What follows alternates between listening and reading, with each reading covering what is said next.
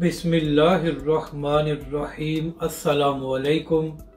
मैं हूं अली असगर और आप देख रहे हैं मेरा यूट्यूब चैनल। इमरान खान और फवाद चौधरी, ये मकाफात अमल है हाफिज साद रिजवी का जियो न्यूज़ पर दबंग बयान। इस वीडियो में हम इसी के मुतालिक बात करेंगे। नाजरीन कराम, जब तहरीक लब्बैक पाकिस्तान नामूस रिसालत के मामले पर मैदान में आई थी और तहरीक लब्बैक पाकिस्तान ने धरना दिया था, तो उस वक्त सबसे पहले इमरान खान की हुकूमत ने तहरीक लब्बैक के सरबरा हाफिज साद रिजवी को गिरफ्तार किया और उसके बाद तहरीक लब्बैक पाकिस्तान पर पाबंदी लगाई गई। नाजरीन कराम, इमरान खान साहब ने कौम से खिताब करते हुए कहा कि एक छोटा सा तबका हुकूमत में दबाव डालना चाहता है, लेकिन हुकूमत ऐसा नहीं करने देगी। इसके बाद इमरान खान साहब ने यह भी कहा कि ऐसे लोगों को सियासत करने का भी हक नहीं है। और फिर नाजरीन कराम, फवाद चौधरी ने भी अपनी प्रेस कॉन्फ्रेंस में कहा कि हम तहरीक लब्बैक पाकिस्तान को दीवार के साथ लगाएंगे और जो लोग सोशल मीडिया पर तहरीक लब्बैक पाकिस्तान की हमायत कर रहे हैं उनके खिलाफ भी कार्रवाई की जाएगी।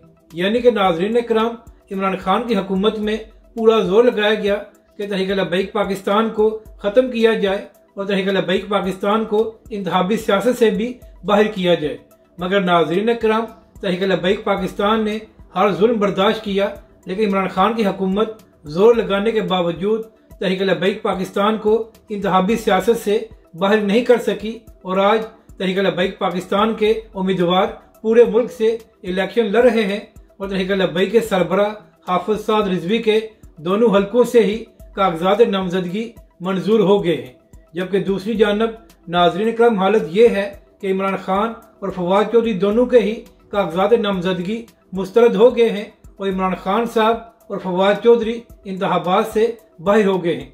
यानी कि नाजरीन कराम, जो लोग तहरीक लब्बैक और हाफिज साद रिजवी का रास्ता रोकना चाहते थे, आज खुद इंतखाबात से बाहर हो गए हैं। यानी कि नाजरीन कराम, जिन लोगों ने तहरीक लब्बैक पाकिस्तान को कलअदम किया था और तहरीक लब्बैक के सरबरा हाफिज साद रिजवी को जेल में डाला था, आज वो खुद इंतखाबात से बाहर हो गए हैं और दोनों ही जेल में हैं। अब बात करते हैं कि तहरीक लब्बैक के सरबरा हाफिज साद रिजवी का क्या बयान सामने आया है।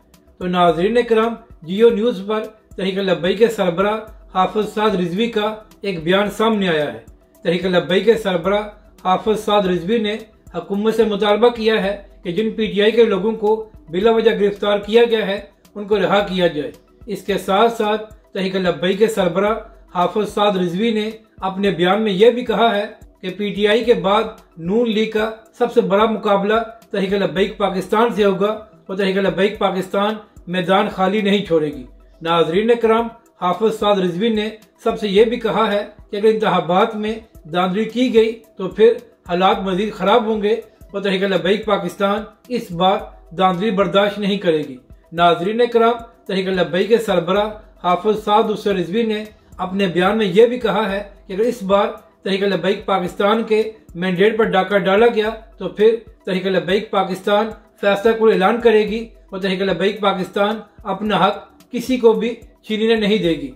यानी कि नाजरीन कराम, सियासी इख्तलाफ होने के बावजूद एक बार फिर तहरीक लब्बैक के सरबरा हाफिज साद रिजवी ने यह मुतालबा किया है कि जिन PTI के लोगों को बिला वजह गिरफ्तार किया गया है उनको रिहा किया जाए। अपनी राय का जरूर इजहार करें कि आपको ये वीडियो कैसी लगी और हमारे इस चैनल को भी सब्सक्राइब करें।